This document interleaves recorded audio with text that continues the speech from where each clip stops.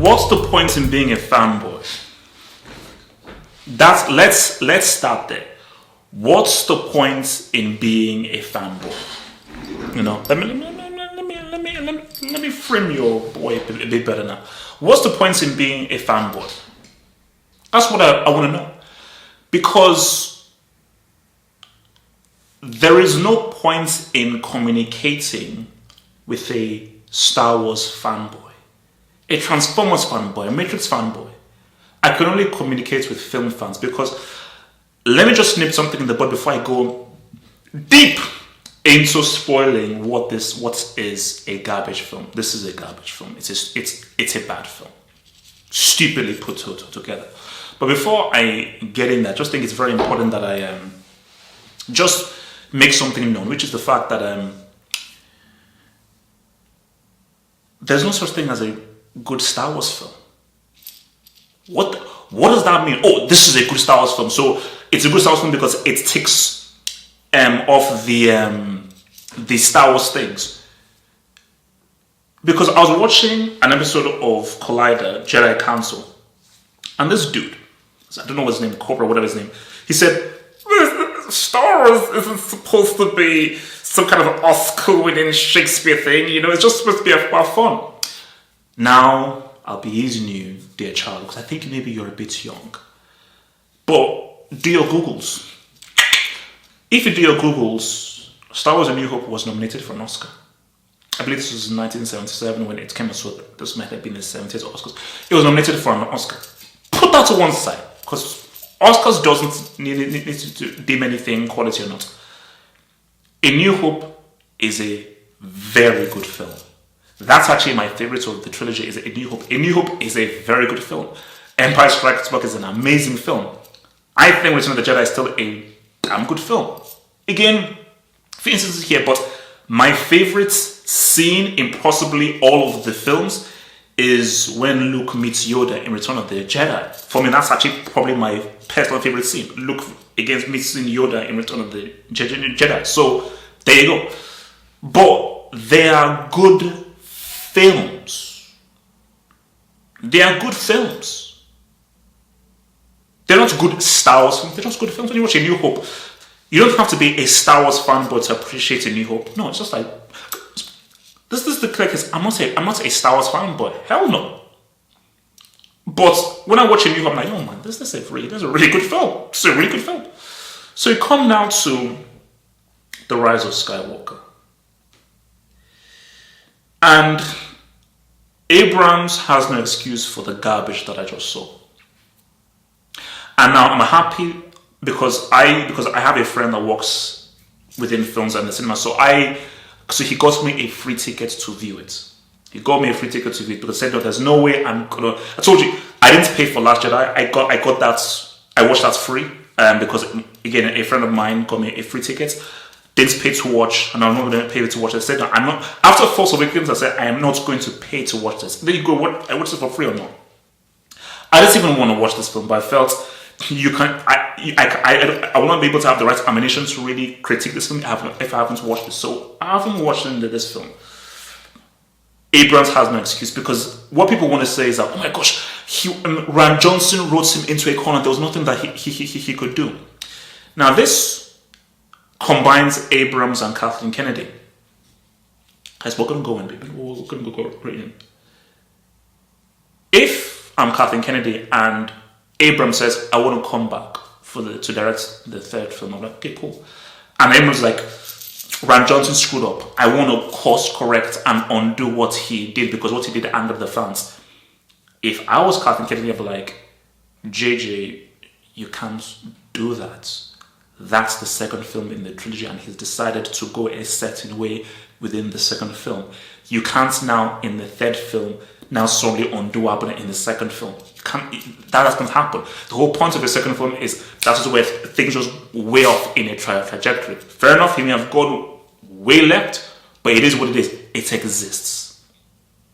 So, I blame Kathleen Kennedy for allowing Abrams to course correct, and Abrams, I blame you for, as a filmmaker, you're coming into the third film of a trilogy totally disregarding the second film. That's the first thing. The second thing as well is that what the bloody hell did I just watch? I saw bits of Empire.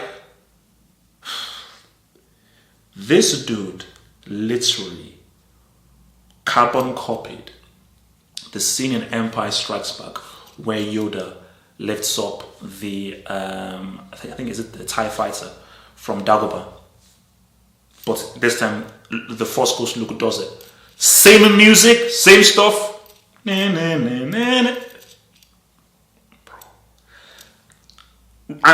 the kind of like space station whatever where you see Darth Vader, it's exactly the same. And in Return of the Jedi, and the whole thing of like when Kylo is saying, join me, we can destroy the Emperor, you and I. That's exactly from Empire Strikes Back. And even the whole ending of Return of the Jedi of like, oh, strike me down. You copied the same thing. Abrams, you can't do that. And you did it twice. That was my biggest issue with The Force Awakens, was that it was a carbon copy of A New Hope. It was a poor man's copy of A New Hope. And now with this is a poor man's copy of Empire Strikes Back and Return of the Jedi. So that, just straight off the bat, that already is stupid. But looking at the film, because I'm going to critique this as a film, not as a Star Wars film, not as a film. The pacing of this film is shocking. Shocking. I'm like, literally, the moment this film starts, it just goes. I'm like, whoa! That's not how you make a film. Let's let scenes breathe. Explain what is happening right now.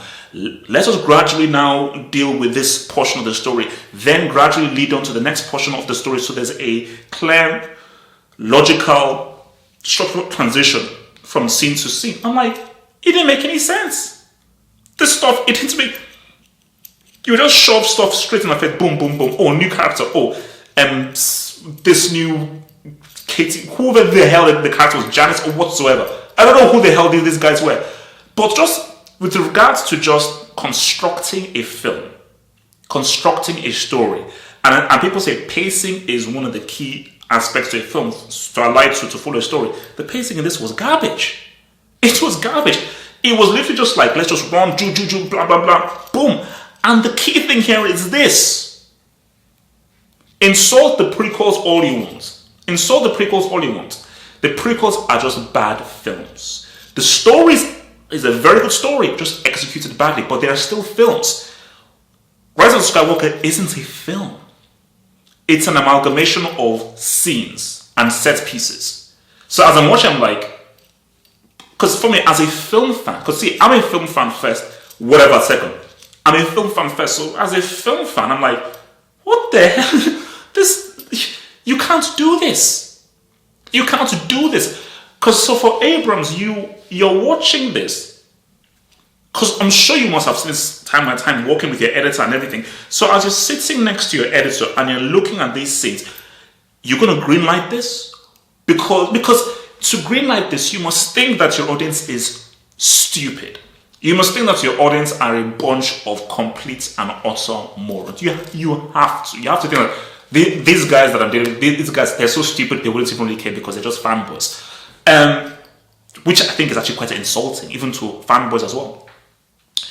So that's the pacing of the film is awful. I don't know what the hell the story was. They had to collect some kind of an artifact, and one of that artifact that did not make any sense. So I heard stories about these force powers. So out of nowhere, without any warning, you can now sort of transport yourself to another place, or you can fight in one place but affect things in another region. Or like at the ending of the film, so Rey, who is several yards away in a completely different place within this site, can transport her lightsaber to Kylo Ren in some miles away. When did that happen? You can't just throw that in because it just helps the story and it'll just be convenient. I'm like, what? That's stupid. That's stupid because by doing that, you're not dealing with we know the Jedi and the Sith are strong, but we're now dealing with like demigods now. Forget demigod, you're dealing with like three-quarter gods now. Call them gods. So for me, I just thought those first, that was just stupid. That's just a leap of faith. I think if George Lucas views that, you're like, no, that's just madness. I'm going to talk about Daisy Ridley here. You see, for me, Daisy Ridley is a crap actress, and I think her deficiency acting-wise is shown up whenever she shares the screen with either John Boyega or Oscar Isaac. So whenever she's next to John Boyega, you can just see how Boyega is so much of a better actor than her, especially in Force Awakens. I'm just look at this really like the line, the delivery, her expressions, the way that she moves about. I just have a total disconnect to her whatsoever. And when you have such a total disconnect to someone who is supposed to be your main flipping character, that's problematic. Because when you look at Mark Hamill as Luke Skywalker, you liked him. He had charisma, and there was a likability about him. You felt like, yeah, this is the hero. With Ewan McGregor and Obi-Wan, Ewan McGregor is just such a great actor. So it wasn't really about his charisma, it was just about the quality of his acting and what how he honed in on that Obi-Wan character. But when we now look at this, you don't have the charisma and the likability that Mark Hamill has, and you don't have the acting quality that Ewan McGregor has. So at the end of the day, you're like, oh, because she's cute and beautiful, it works. What if I don't find her cute or beautiful? Then what? Even if she was cute and beautiful, this is a damn film, not a model shoot, not a softcore porn movie. If it's a softcore porn movie, alright, let's see how cute and beautiful you are. It's not a softcore porn movie, it's a bloody film. Act. You have to be good at acting. So that is the issue. But I just think, look, we have to go straight into the juggler right now. As I said again, pacing is awful, story is awful. It's put together horribly. Stuff just happens. Halfway through, I lost interest because guys just started just blabbering out complete and utter junk and garbage. I just totally lost interest. Because as I said again, I'm not coming in as a Star Wars fan, but I'm coming in as a film fan. As a film fan, halfway through, I was like, I'm watching complete garbage here. And the feeling I had watching this was similar to the feeling I had watching Phantom Menace and Attack of the Clones. Whereas what is this crap I'm watching? But the biggest thing here is that the ending. So Palpatine. So Rey is Palpatine's granddaughter. So that's why she's so strong. Why? So by bringing back Palpatine and by Rey killing Palpatine, tell me, what did Luke and Anakin accomplish? In the words of Kat Jeremiah Williams, I'll wait. What did Luke and Anakin accomplish? Luke and Anakin's great victory was destroying the Emperor. Luke's great victory was not allowing Rage to get him to kill the Emperor, not allowing Rage to get him to kill Darth Vader, and always believing in his father and believing that his father would eventually turn. So he physically defeated Darth Vader in that battle, but he indirectly defeated the Emperor by believing in the goodness buried within his father. And of course, for Anakin, he was the one that eventually fought through the evil within him, fought through those inner demons within him to throw Palpatine down the chute that should have killed him and destroyed him. But no, he didn't. Because he's still alive. Somehow. Some way. Confused. Completely, I'm just totally bemused and confused. Because my thing is that, who the hell is this? Who is this clown called Rey? Who is this clown called Rey? So she's now Rey Skywalker. So is the theme? What's the theme of the film? Is the theme of the film Rise of Skywalker, the Rise of Rey? So we will now see future films starring Rey as a Skywalker because you're not actually Skywalker by lineage. You just chose the name of Skywalker. What? And also, people also talk about Adam Driver. Adam Driver is a great actor. And my appreciation for Adam Driver has grown tenfold during this crap trilogy, but especially with these films, like, because you're working with garbage. I can listen to the stuff you've been told to do and what you're saying, like, it's garbage, but this, he does it so well. I'm like, Mike, how are you able to turn garbage to a half decent performance? Because he's not amazing, because you can't be amazing when the ingredients that you're giving is garbage. You're working with garbage. So the fact that he was even this good, I'm like, my God, quality. You know, I'm still impressed with John Boyega's acting, Oscar Isaac and everything, but they're working with garbage and crap. But I think overall, I said, with regards to this film, I mean, I gave that this film is a full-on brick film. I mean, class B brick, not 100%. But I just thinking about this right now, I think this is true. This is the worst trilogy in terms of a coherent story ever made. I cannot think of any trilogy that I've seen that has a more incoherent, badly told story as this. Rey might be one of the worst written heroes I've ever seen in a film. I can't think of a worse written, worse acted hero or protagonist than Rey.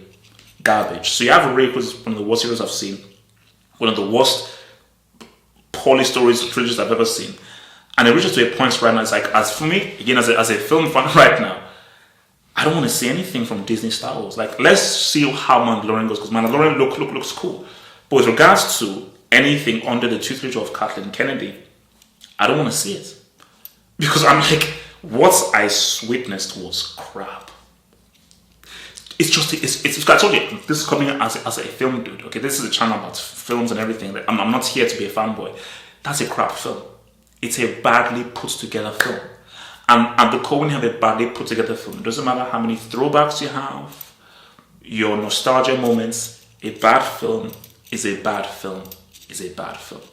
So, yeah, man. But, like, and I just think what is just so sad are the people defending this film because they feel they need to defend it. I've looked at the reviews of users because they say, oh, it's great, oh, this is amazing, forget what the critics say and everything. And for those people who like this film, you like it because you feel you need to, because you're such a fanboy of Star Wars, you're like, I'm going to accept everything. I'm a massive fan of The Matrix, huge fan of The Matrix. When the Revolutions came out, I'm like, no, that's a bad film. When you're watching a film, it's not about you having to like the stuff. No, it's about, is it a good film or not? You can't call a good film if it rips off other films. If it just gives you things that you want, that makes you remember. No, that is cheap, gutter like filmmaking. You know, make a good story, make a compelling story, compelling characters. Whereas have suspense, have intrigue. Be drawn in. Because I think, as people have said, I have forgotten most of the stuff that happened in that film. It is completely forgettable. And when you just compare watching something like Parasite to this, like, it's night and day. When you compare Endgame, look at what Endgame did. Compare what Endgame did to the garbage that I just saw here. Because Endgame, that's how you end a franchise. Rise of Skywalker, this is completely the wrong way for you end a flipping franchise, man. Remember to like the video, remember to subscribe. Peace out, stay true. I'm out.